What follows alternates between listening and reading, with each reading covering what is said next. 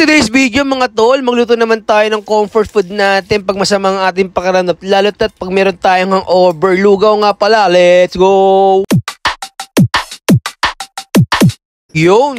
Nandito na naman tayo sa episode series natin mga tol. Episode 43 nga pala, lugaw. Sino ba may ayaw ng lugaw mga tol? Ito ang ating comfort food pag masamang ating pakiramdam, diba? Lalo na pag masakit ng ulo mo dahil gawa ng hangover mo mga tol. Ito ang number 1 medicine natin sa sakit ng ulo, diba? So, madami nga nagkikrib sa amin ng lugaw mga tol. So, nagluto ulit ako ng lugaw kahit na pangatlong video ko na to, diba? Wala naman masama dun mga tol kasi bawat video naman iba-ibang diskarte ang aking ginagawa. Pati masarap naman talaga ang lugaw mga tol. Pwede mo siya i-breakfast, merienda, hapunan mga tol. Kahit nga walang sahog mga tol, solid at solid na yan, diba? Pero for today's video mga tol, gagamit lang tayo ng tuwalya, tokwa, bawang, sibuyas. Mahanan na rin natin ng luya, tol, spring onion. And lastly tol, syempre malagkit na bigas, diba? Bali tol, nagpakulo lang pala ako ng ating tuwala, mga 1 oras kalahati. Tapos nagprito lang din pala ako ng tokwa natin mga tol. Tapos nagiwan na rin pala ako ng ating mga aromatics. At ayun na nga mga tol, binabati natin yung mga tropa natin dyan sa Malaysia, Kuala Lumpur. Si Julio Julius nga pala mga tol. Tapos tol, binabati nga pala natin si Stefano Gideon ng Tuguegarao City. At syempre, lastly mga tol, si Omar Barasin ng taga Cebu. Uy tol, long time no see. Paramdam ko naman. Ayan tol, after 1 hour and a half tol, malambot ng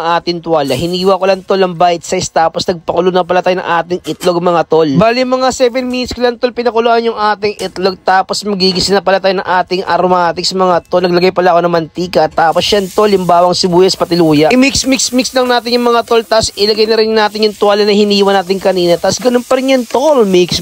Timpla natin siya tol ng patis. Ilagay na rin natin yung 1 cup ng malagkit na bigas. Pati tol yung normal na bigas. Bali 2 cups po ng bigas yan mga tol. Tinutay ko lang yan mga tol. Tapos naglagay rin pala ako ng tubig dyan. Yung level lang para saktong-sakto lang doon sa atin lalagyan. Tapos lagay tayo ng kasubha, seasoning, paminta mga tol. Tapos yan, onting halo. Cover na natin yan tol. Tapos ayun na tol, mabalik na tayo sa ating itlog. Syempre ice bath pa rin ang gagawin natin tol para medyo magandang ating pagkabalat sa ating itlog. At ayun na nga mga tol, pag umabot ka sa part ng video na to, pa-comment down below naman kung saan parte ng mundo o parte ng Pilipinas para mabati naman kita sa mga next vlogs ko, diba? Ayan tol, medyo malapit na maluto yung ating lugaw. Tapos lagyan natin siya ng spring onion tol para pampasarap din niya sa ating lugaw. Tapos tol, plating time na tayo dito. Another dish na naman tayo. At syempre, pa nagustuhan mo yung video, don't forget to like and follow my page mga tol. Tapos ayan, diba? Masarap yan tol pag mainit-init pa. Lagyan natin spring onion on top. And then tol, tapos ayan, tikiman time.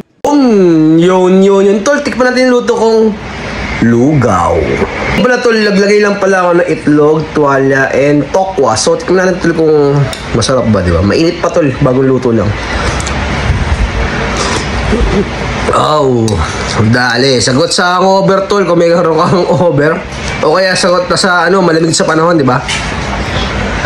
Natin tol yung tokwa.